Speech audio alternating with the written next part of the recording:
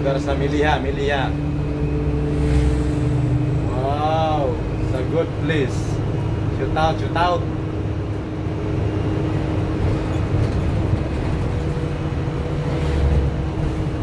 Ito pala yung lugar sa Europe, no? Europe, Malta. Punta kami luwa ngayon. So, shout out sa lahat.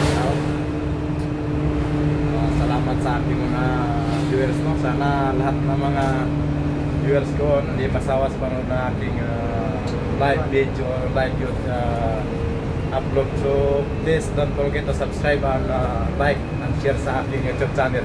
So ito yung driver namin, no? Si Ryan. Yeah, alright.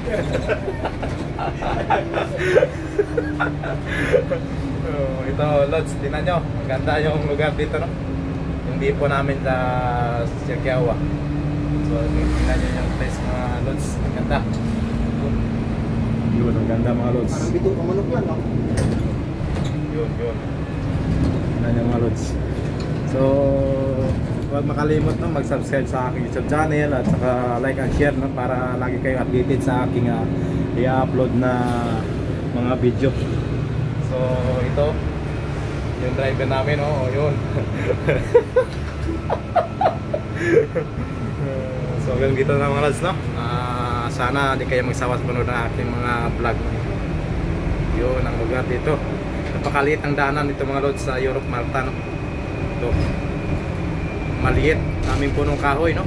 Yan, tingnan nyo mga lods. So kailangan di kayo magsawa sa panood ng aking mga i-upload, no. Maraming salamat at good day sa inyong lahat.